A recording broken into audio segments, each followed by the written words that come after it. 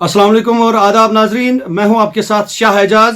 आज का ये खुसूसी प्रोग्राम लेकर जो ग्लोबल न्यूज़ लाइन और KMN की मुश्तरका पेशकश है आपके सामने हाजिर हैं। गांदरबल की मौजूदा सियासी सूरत हाल के बारे में हम बात करने जा रहे हैं। आपको बता दूं कि गुज़श्ता रोज़ आप सबके सामने एक बड़ी खबर जो है सामने आई है, वो ये है कि शेख इशफाक जब्बार जो साबिका MLA गांदरबल रहे हैं और नेशनल कॉन्फ्रेंस के साथ उनकी वाबस्तगी काफ़ी सालों से है, अब पार्टी का हिस्सा नहीं है। इसका बाज़ाब्ता जो ऑर्डर है नेशनल कॉन्फ्रेंस के हेडक्वार्टर से कल शाम को जारी हुआ। इससे पहले क्या हुआ था वो मैं आपको बता दूं जल्दी में, वो ये कि काफ़ी टाइम से शेख इशफाक जब्बार की जो एक्टिविटीज़ है उस पर नज़र थी और लोगों को ये खदशा था कि शायद शेख इशफाक जब्बार अब नेशनल कॉन्फ्रेंस को छोड़कर किसी और सियासी जमात में शामिल होने वाले हैं। हालांकि कई बार सवाल किया गया शेख इशफाक जब्बार से, जिसका उन्होंने जवाब जो है हमेशा टालते रहे और बिलाखिर कुछ दिन पहले उन्होंने ये कहा था कि 30 अप्रैल मौजूदा जो मंथ चल रहा है उसमें 30 अप्रैल को वो बाज़ाब्ता तौर अनाउंस करेंगे, लेकिन अभी तक नहीं हुआ। कल जो पेशरफ्त हुई है वो ये कि डॉक्टर फारूक अब्दुल्ला जो पार्टी के सरबराह हैं नेशनल कॉन्फ्रेंस के, उन्होंने दूसरे लीडरान के हमरा गांदरबल का दौरा किया। एक प्राइवेट फंक्शन के दौरान उन्होंने इशारा दिया इस बात का कि वो लोग जो पार्टी के खिलाफ काम करते हैं उनकी अब पार्टी में कोई जगह नहीं है, उनको जल्द ही पार्टी से निकाला जाएगा।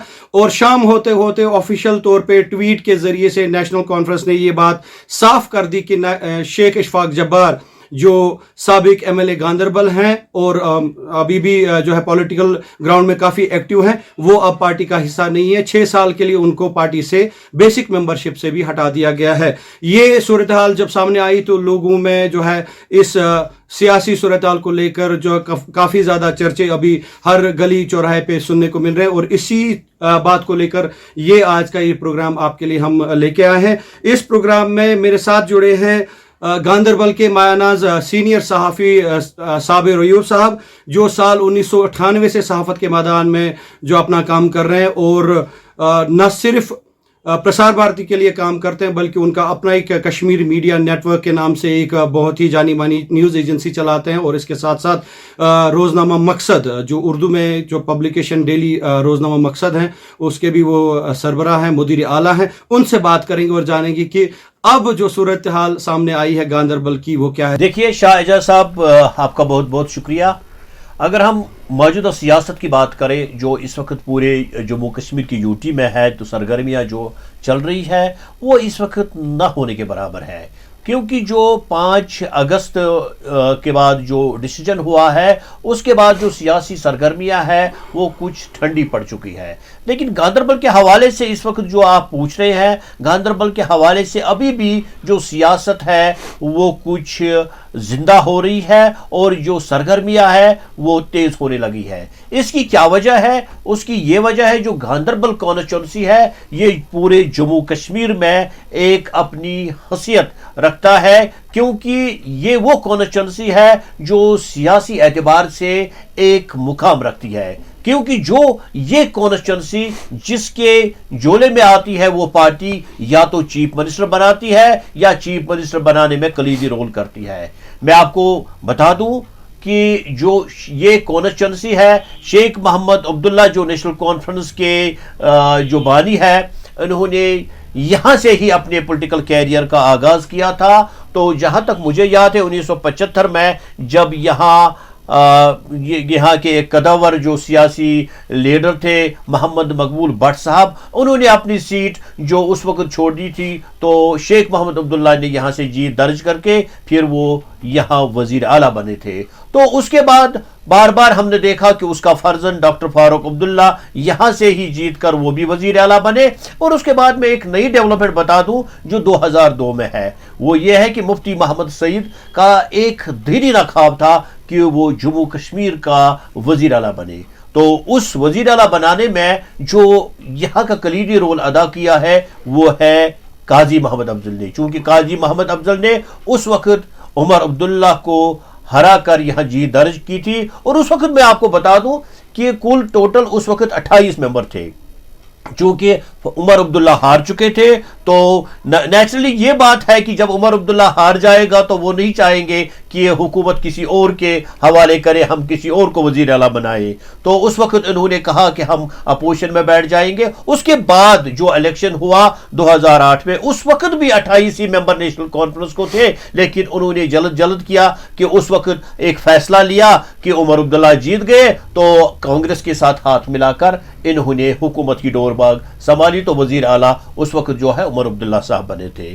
तो उसके बाद जो 2008 में यहाँ जो इशफाक जबार, जो यहाँ एक लोकल, जिनका जो वालिद था वो शेख मोहम्मद अब्दुल्ला का एक करीबी साथी था, और जो उस वक्त शेख मोहम्मद अब्दुल्ला राय शुमारी के नाम से एक तहरीक चला रहे थे, तो उसमें जो सुनने में आया है कि 15 साल की उसको भी कैद हुई थी। तो उसके बाद जब गुलाम अहमद शाह ने टॉपल करके एक 1984 में फारूक अब्दुल्ला की सरकार को गिराकर फिर वो चीफ मिनिस्टर बने थे गुलाम अहमद शाह। उस वक्त जो मरहूम जो शेख अब्दुल जब्बार थे उसको रूरल डेवलपमेंट की मिनिस्ट्री दी गई, लेकिन वो ज़्यादा देर चली नहीं, 19 महीने की थी, लेकिन उसमें गांधरबल के लिए इसमें कोई शक नहीं, जो मुझे याद है उसने बहुत काम किया है। और वही कैडर जो उस वक्त काम कर रहा था शेख अब्दुल जब्बार के साथ, उसकी बड़ी इन्फ्लुएंस रही इस पर, जो उसका फर्जंद है जो पुलिस में भर्ती हुआ, चूंकि 1990 में मरहूम शेख अब्दुल जब्बार उसको मारा गया तो इन नामसाइद हालात में। तो उसके बाद इसके फर्जंद जो पुलिस में थे, इन्होंने पुलिस की नौकरी छोड़कर फिर सियासत में आने का फैसला किया। तो बिलाकर 2002 में कांग्रेस की टिकट पर लड़कर वो नाकामयाब रहे, तो लेकिन 2008 में नेशनल कॉन्फ्रेंस के टिकट पर लड़कर वो कामयाब हुए। इसमें कोई शक नहीं कि जो कल डेवलपमेंट हुई, मैं नहीं समझता हूं कि ये भी शेख इशफाक जब्बार के लिए कुछ अच्छा पैगाम है। लेकिन मैं ये भी बता दूं कि जो नेशनल कॉन्फ्रेंस का कैडर अभी भी है, जो पूरी वादी में है, वो एक सबसे बड़ा कैडर है, क्योंकि शेख मोहम्मद अब्दुल्ला के लैंड टू टेलर, और फिर उसके बाद जो उसके मतलब इसने रोल किया कि पढ़ाई के लिहाज से जो कश्मीरी के हाथ में कलम दिया, लेकिन उसके बाद जो जहलिम में पानी बहुत बहता गया। फिर फारूक अब्दुल्ला वो चीज़ न कर सके, क्योंकि मुझे भी याद है एक वक्त जो कांग्रेस था, शेख मोहम्मद अब्दुल्ला उसको गंदी नाले का कीड़ा तस्वुर करते थे और बार बार अपने तकरीरों में बताते थे। उस वक्त जो उनका प्लेटफार्म था वो तो हजरत बल था, हजरत बल की प्लेटफार्म से ये बार बार आवाज़ गूंजती थी ये जो कांग्रेसी है ये गंदी नाली के कीड़े हैं। लेकिन उसके बाद फिर फारूक राजू अकार्ड हुआ, कीड़ों को तो अपने साथ लेना पड़ा, मजबूरी थी हुकूमत की। तो उसके बाद उमर अब्दुल्ला जब यहाँ पार्लियामेंट मेंबर बने तो उसके बाद एक्सटर्नल अफेयर्स मिनिस्टर रहे वो भाजपा के साथ। साबिर साहब यहाँ पे आपको रोकना चाहूंगा, माफ कीजिएगा, रोकना चाहूंगा। इससे पहले कि हम आगे बात करें इसके बारे में, नाजरीन आपको दिखाते हैं सबसे पहले कुछ एक झलकियाँ दो तकारीब की। एक वो जब साबिर अयूब ने बतौर सहाफ़ी साबिक MLA शेख इशफाक जब्बार के साथ एक खुसूसी बातचीत की थी और कोशिश की थी कि उनके ज़रिए से ये पता चले कि आखिरकार जो शेख इशफाक जब्बार हैं उनका लाहेअमल क्या है, वो कहाँ की तरफ जाना चाहते हैं, क्या रुख है, सियासी रुख कौन सा अपनाने जा रहे हैं, जिसका एक बार फिर से जो है हाँ ना में जवाब दिया है शेख इशफाक जब्बार ने। वो देखते हैं पहले। अगर वो हिम्मत रखते हैं मेरे से बात करने की, अगर उनमें दम है तो या उनमें मुझे निकाले पार्टी से, मैं बात करने के लिए तैयार हूं, आज भी करें और उन लोगों को लाए सामने। मैं उनके मुंह पे कहूंगा क्या उन्होंने किया है, कैसे उन्होंने किया है, कहां कहां उन्होंने, जेल में हम बंद थे तो कहां वो निकलते थे, यहाँ हॉस्पिटल के बहाने किन लोगों से वो बाहर मिलते थे, कौन लोग दिल्ली गए और वहां पे लोगों से मिले, को हमें पता है किन लोगों ने यहाँ पे मीटिंगें की यहाँ सरकारी कोठियों में, हमें वो भी पता है कौन लोग, और हमारी पार्टी के सीनियर लोग हैं। हाईजैक किया गया नेशनल कॉन्फ्रेंस को, अभी भी आप नेशनल कॉन्फ्रेंस से वाबस्ता है, अभी आपने ये नेशनल कॉन्फ्रेंस की पार्टी, तो आप क्या नाम दे सकते हैं किन किन लोगों ने इसको हाईजैक किया है, जो आप बता रहे हैं अपने तकरीरों में कि पैराशूट से जो आए हैं नीचे, जिनकी कोई कुर्बानियां नहीं है, तो क्या है कोई नाम आपके पास? नाम तो मेरे पास बहुत सारे हैं, लीडर है फारूक साहब या उमर साहब, उनको पता है। अगर वो मुझे बजाते खुद मेरे साथ बात करें, मैं उनको बताऊंगा, मैं उनको प्रूफ करके दूंगा जो लोग हम जेल में रहे वो क्यों खुले रहे, वो ऐश करते रहे जब आर्टिकल गया। तो इस बातचीत के फौरन बाद, सिर्फ एक दिन के बाद जो कहानी सामने आई वो ये कि नेशनल कॉन्फ्रेंस के जो आला क़यादत है वो गांदरबल का दौरा करती है और गांदरबल के सालोरा इलाके में एक प्राइवेट फंक्शन के दौरान डॉक्टर फारूक अब्दुल्ला जो पार्टी के सरपरस्त आला हैं वो अपनी तकरीर में क्या कहते हैं ये भी सुनते हैं।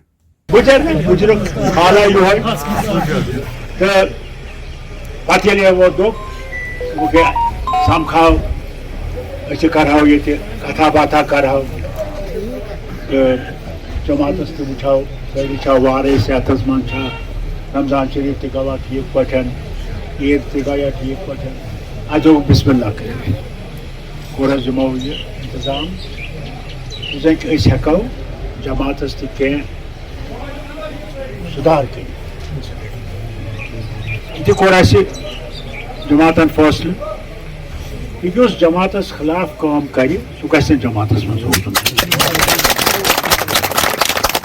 इसलिए आज कोर्ट ऐसे ऑर्डर अभी जो ऑर्डर नेरे तो करे फिक्री उमर सुमना वन मोहन बुझे सोद इंसान बायो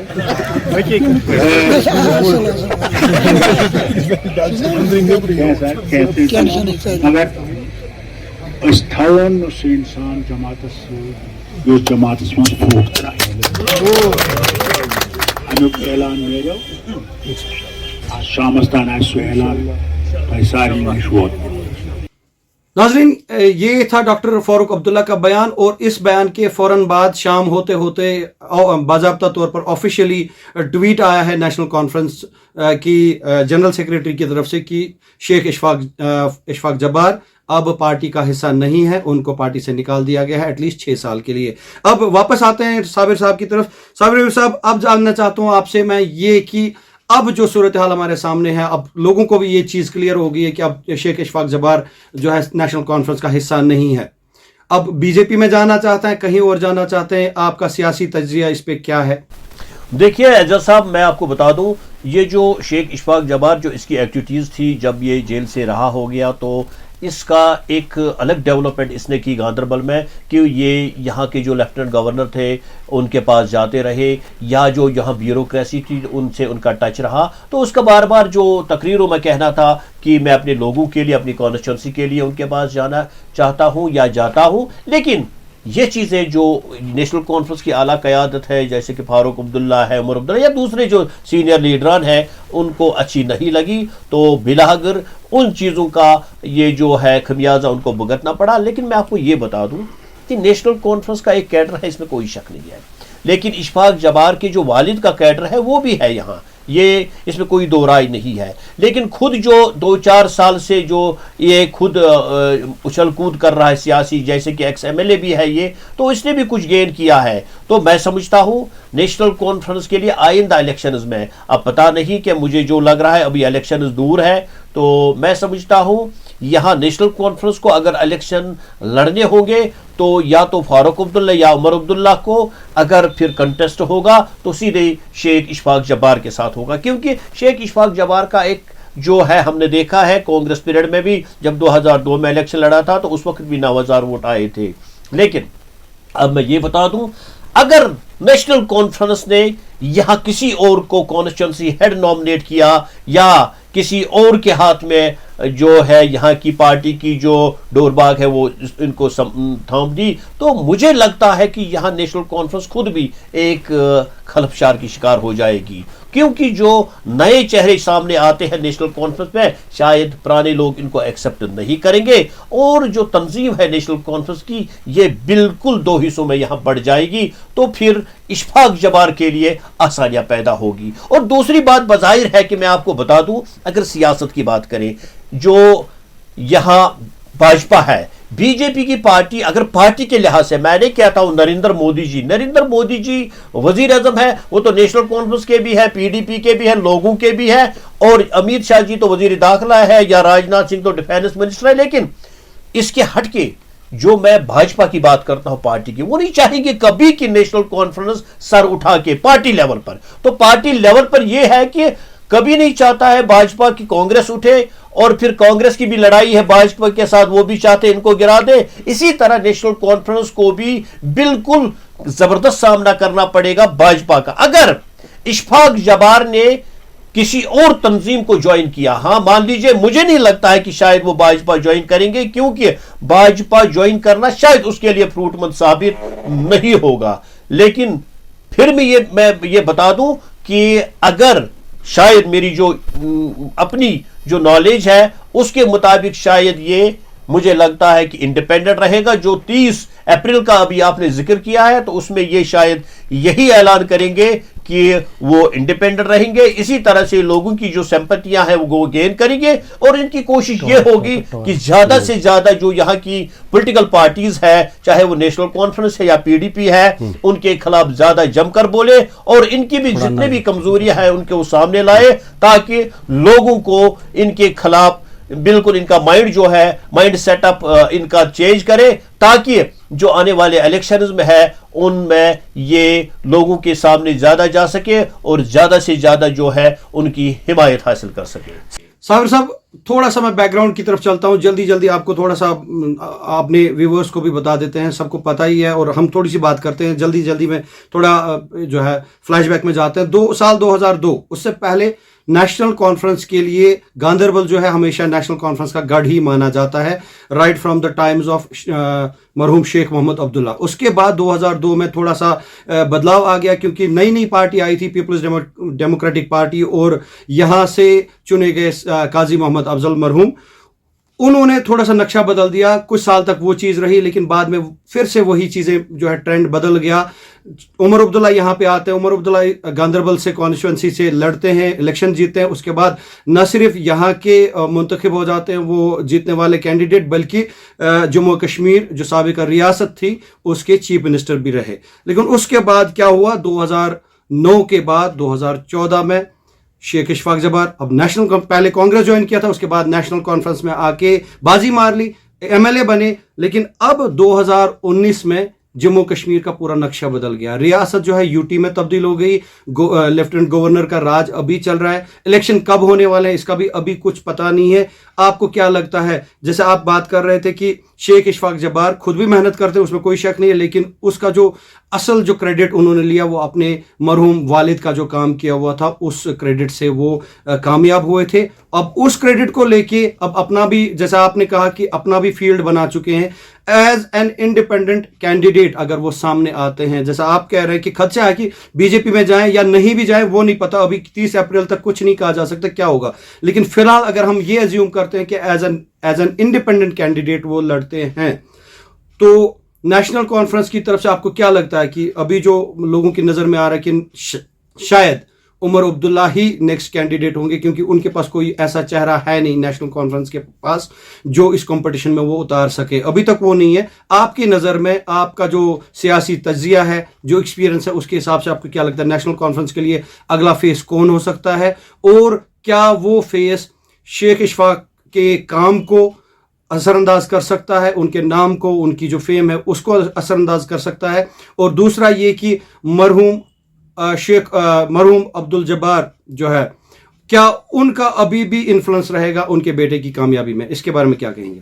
देखिए एजाज साहब, मैं आपको बता दूं, ये जो अभी पॉलिटिकल पार्टियां चल रही है, यहाँ जो लोकल पार्टियां चल रही है, मैं नेशनल कॉन्फ्रेंस की बात करूं, नेशनल कॉन्फ्रेंस अभी भी शेख मोहम्मद अब्दुल्ला के नाम से जिंदा है। अगर हम देखें उसका कंट्रीब्यूशन, वो लैंड टू टेलर और जो कलम कश्मीरी के हाथ में थमाना, और उसके बाद अगर हम कंट्रीब्यूशन देखें फारूक अब्दुल्ला साहब का, वो तो है नहीं कुछ, और उसके बाद फारूक अब्दुल्ला साहब ने भी अपने वालिद के ही नाम पे जीता है, और उसके बाद उमर साहब आए, वो अपने दादा के नाम पे जीता है। तो मुझे बताइए, बड़ा कोई पॉलिटिकल इन्होंने सेटअप किया ही नहीं है, बड़ा कोई इनकी कारकर्दगी है नहीं। इसी तरह अगर शेख इशफाक जब्बार की हम बात करें, शेख इशफाक जब्बार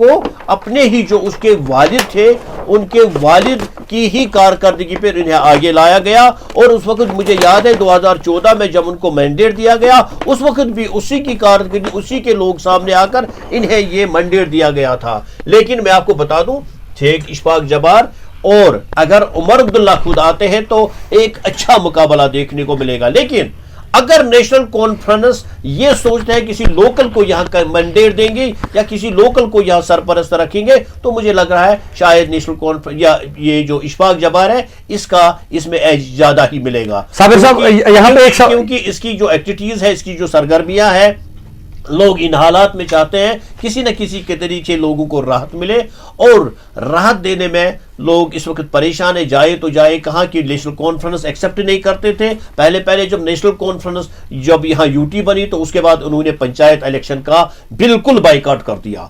और कल मैंने सुना कि ये जो डॉक्टर फारूक अब्दुल्ला साहब है, जो प्रेसिडेंट है नेशनल कॉन्फ्रेंस, उन्होंने बरमला ऐलान किया कोई भी इलेक्शन नहीं छोड़ना है। इसका मतलब है जो पुरानी गलती वो उन्होंने दोहराई अब नहीं दोहराना चाहते हैं। लेकिन मैं फिर भी यही कहता हूं कि ये जो है सारी पॉलिटिकल पार्टियां अपने पुराने ही किए पे उसी कारकर्दगी पर इस वक्त जिंदा है। नया अभी कुछ नहीं हुआ है। हम देखते हैं कि नया ये है कि कोई बड़ा इनकिलाब तो वो फारूक साहब नहीं ला सके, उमर साहब नहीं ला सके, महबूबा जी नहीं ला सकी, या कोई दूसरा लीडर नहीं ला सका अभी तक। जो हमने कांग्रेस के दौर में भी देखा वो भी नहीं कर सके।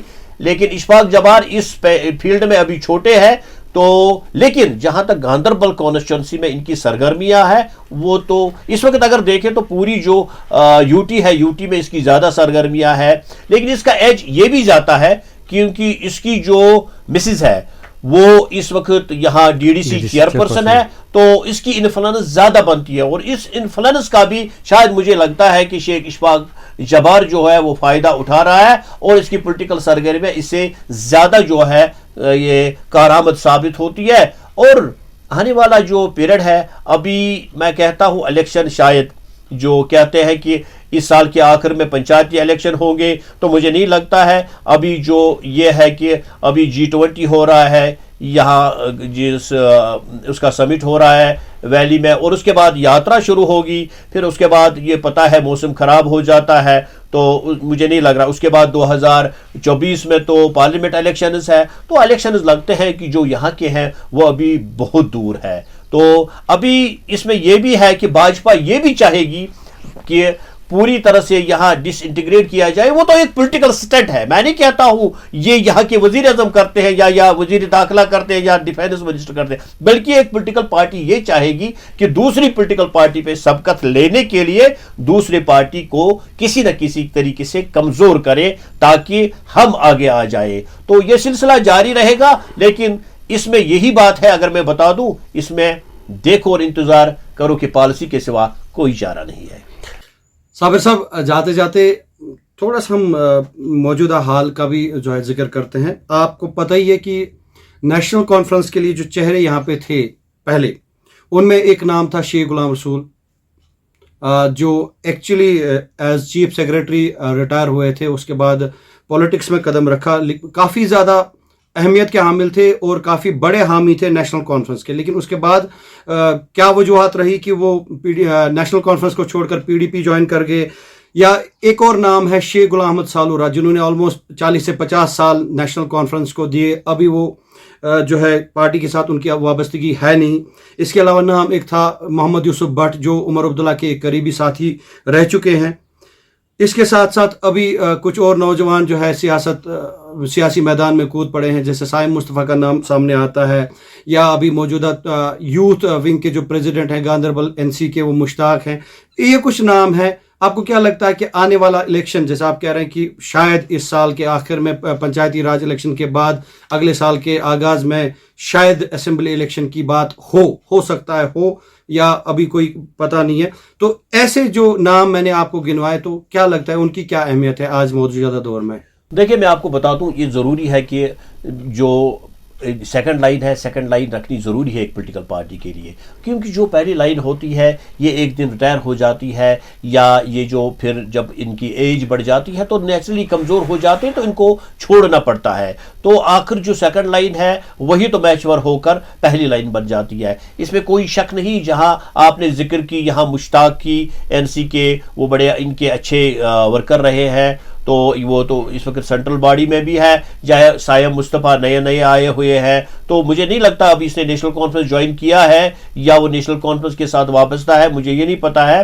لیکن اب جو بات آپ نے کی, آپ نے شیخ غلام رسول صاحب کی بات کی. شیخ غلام رسول صاحب ایک منجے ہوئے بیوروکریٹ تھے, یہاں چیف سیکرٹری تھے, اور بڑے اچھے عہدوں پر انہوں نے یہاں جموں کشمیر, اور اس وقت یہ بالکل ایک ریاست تھی جب اس نے کام کیا, تو پھر نیشنل کانفرنس نے ان کو MLC بنا دیا. لیکن جو اس وقت اس کے بعد شاید کسی بات پہ پتہ نہیں کیا ہوا, تو انہوں نے پھر نیشنل کانفرنس کو خیر بات کر کے پھر انہوں نے PDP جوائن کی تھی مفتی محمد سعید کے ساتھ. تو پھر انہوں نے یہ چھوڑ دیا کہ سیاست کا جو لبادہ تھا انہوں نے اس کو چھوڑ دیا, تو انہوں نے یہی پریفر کیا کہ گھر بیٹھے یہ دیکھیں. تو اس کے آپ نے یہاں شیخ غلام احمد سالورہ کی ذکر کی. شیخ غلام احمد سالورہ لگ بھگ 40 سال نیشنل کانفرنس سے وابستہ رہے, لیکن اس کے ہاتھ میں کچھ نہیں آیا, کیونکہ وہ بھی کم سے کم اگر کبھی نہ کبھی MLC تو بن جاتا تھا. اور بار بار وہی بات ہوتی ہے کہ جو لیڈران ہیں نیشنل کانفرنس کے, کچھ لوگ بالکل خفا ہے نیشنل کانفرنس سے.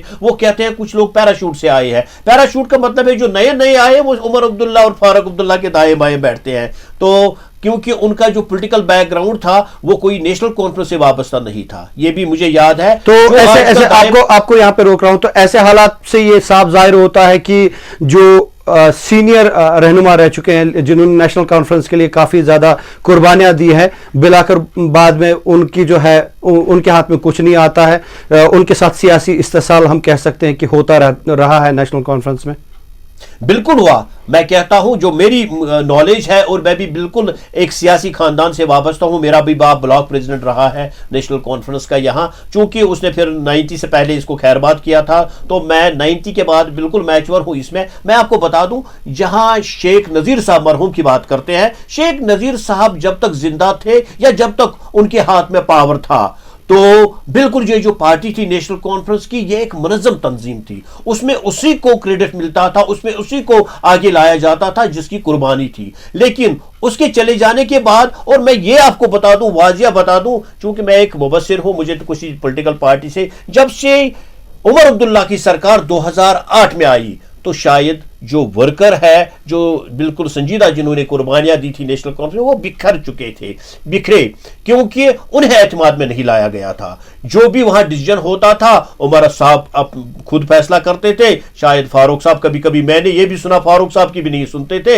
اور جو اس کے دوست دائیں بائیں بیٹھتے تھے, کیونکہ اس کو پتا نہیں تھا کہ کس ورکر نے کتنی قربانیاں دی ہے, کس نے خون بہایا ہے اس تنظیم کے لیے. نتیجہ یہ ہوا کہ نیشنل کانفرنس کمزور ہوتی گئی, اور اس کو الائنس یعنی کہ اس کو پھر سہارا لینا پڑا, اس کو لاٹھی کا سہارا لینا پڑا. تو کبھی اس کو کانگریس کے ساتھ حکومت کرنی پڑی, تو کبھی یہ دوسرے پارٹیوں یعنی کہ اگر سینٹر میں دیکھیں تو BJP کو بھی ان کا بھی سہارا لینا پڑا. لیکن اگر اوورآل دیکھیں تو یہ اسی پارٹی کے ساتھ نہیں ہے. اگر نیشنل کانفرنس کی وہ کمزور غلطیاں نہیں ہوتی جو 1990 میں تھی, حالانکہ سینٹر بھی اس وقت جو کانگریس کی گورنمنٹ تھی وہ بھی چاہتا تھا کہ اس کو ڈس انٹیگریٹ کرے یہاں نیشنل کانفرنس کو, 1990 کی میں بات کرتا ہوں. پھر انہوں نے وہاں مفتی محمد سعید کو اس کو پرل کھڑا کر کے یہاں ایک نئی پارٹی جس میں بڑی جدوجہد کی محبوبہ مفتی صاحبہ نے, انہوں نے PDP بنا کے, تو وہ تو ایکچولی اگر دیکھیں تو وہ بھی تو نیشنل کانفرنس کا حصہ تھا. وہ تو نیشنل کانفرنس کے,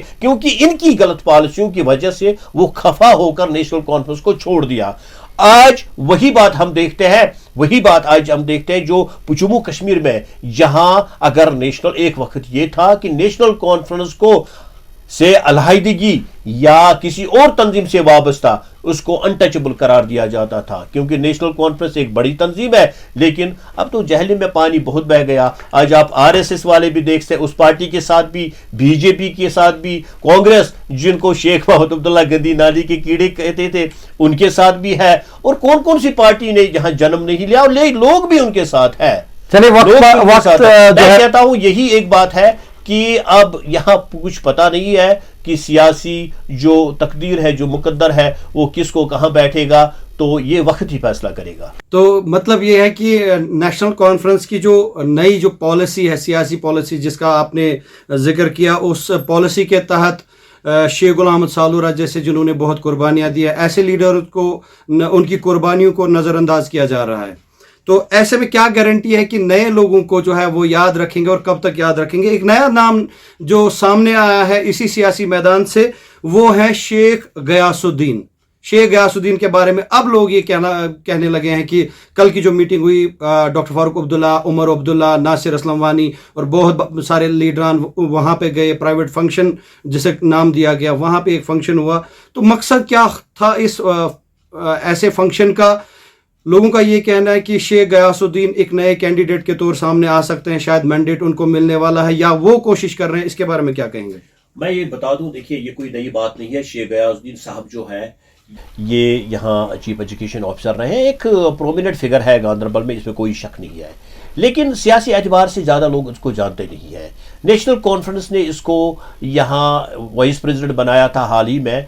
तो कल एक निजी फंक्शन में जहाँ उनके घर में दावत पे गए थे डॉक्टर फारूक अब्दुल्ला, उमर अब्दुल्ला साहब और यहाँ के जो दूसरे लीडर मियाँ अल्ताफ साहब थे, नासिर सुगामी साहब थे, ये कुछ लोग गए थे। लेकिन मुझे जो लग रहा है कि शायद उसको कॉन्स्टिट्यूंसी इंचार्ज बनाया जा रहा है, लेकिन शायद मुझे नहीं लग रहा है इसको मैंडेट देंगे, क्योंकि अगर इसको मैंडेट दे रहे हैं तो खुद कहाँ जा रहे हैं।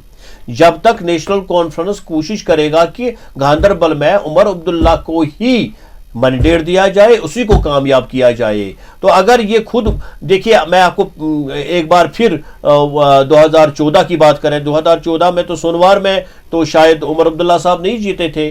तो उसके बाद हम देखें तो बीरवा में भी बड़ी मुश्किल से वो जीत गए। तो उसके बाद यही लगता है कि शायद गांधरबल, क्योंकि एक बार मुझे याद है कि उमर साहब यहाँ एक जलसे में बोला, मुझे गांधरबल ने बहुत सबक दिया है, अब मैं गांधरबल से गलत नहीं करना चाहता हूँ, मैं अब आना चाहता हूँ। वो अब इसका मतलब है कि उनकी जो नजरें हैं बिल्कुल गांधरबल पे है। अगर वो कॉन्स्टिट्यूंसी इंचार्ज ले आते हैं शेख गयासुद्दीन साहब को, तो उसके लिए काम को तो करना है, फिर उसके बाद देखते हैं अगर उमर अब्दुल्ला साहब कामयाब होते हैं तो इसको कहां ले जाएंगे। या दूसरे, आप अभी जिक्र किया आपने सायम की बात की, सायम मुस्तफ़ा जो साहब है, नए एक पॉलिटिकल के बतौर आए हैं, वो भी सरगर्मियां जारी रखे हुए हैं। लेकिन ऐसा मुझे नहीं लग रहा है कि उन में से किसी भी को आगे ले जाएंगे और किसी को भी एज अ उम्मीदवार खड़ा करेंगे, क्योंकि किसी को उम्मीदवार खड़ा करना तो वो मुझे लग रहा है कि जो उमर अब्दुल्ला या फारूक अब्दुल्ला है वो अपने पैरों पर कुल्हाड़ी मारने के बराबर हो। तो मुख्तसर पर हम यही कहेंगे, आपने जो जितनी भी बातों का यहाँ पे जिक्र किया, जो भी आपने अपना एक्सपीरियंस शेयर किया, उसके हिसाब से जो आने वाला असेंबली इलेक्शन होगा, अब कब होगा वो नहीं पता, लेकिन जब भी होगा उमर अब्दुल्ला और शेख इशफाक जब्बार के बीच में उनके दरमियान टक्कर होगी, बड़ी टक्कर उन्हीं दो नामों के दरमियान। मैं ये समझता हूं टक्कर इन्हीं दो, पहले ये तिकोनी टक्कर हुआ करता था कभी कभी यहाँ। अब मुझे लग रहा है पीडीपी तो इतनी सरगर्मियां नहीं कर रहा है, तो पीडीपी की जो साख्त है वो किसी वजह से गांधरबल में नहीं पता है कि क्यों ठंडा पड़ गई। तो क्योंकि गांधरबल की जो पीडीपी की जो यहाँ बिल्कुल जो तंजीम है वो बिखर चुकी है, उनकी कोई एक्सरसाइज नहीं है, उनकी कोई सरगर्मियां नहीं है, तो ऐसा लग रहा है वो ठंडा हो चुके हैं। तो इस वक्त अगर देखेंगे उस वक्त मुकाबला होगा वो तो इशफाक जब्बार और उमर अब्दुल्ला का होगा। चलिए, बहुत बहुत शुक्रिया आपका ये सब जानकारी के लिए और हमारे साथ बात करने के लिए, सियासी तज्जिया पेश करने के लिए। गांधरबल के सियासी पस मंजर को लेकर आप क्या सोचते हैं, आपका सोचना क्या है? आप भी अपने आरा से हमें नवाजिएगा कमेंट्स के जरिए। इसके साथ ही जो है आपसे हम रुखसत लेंगे और आगे का जो सियासी पस मंजर है उसके बारे में और बातचीत करेंगे और तबसरा करेंगे और आप तक पहुँचाएंगे। तब तक दीजिए हमें इजाज़त। अल्लाह हाफ़िज़।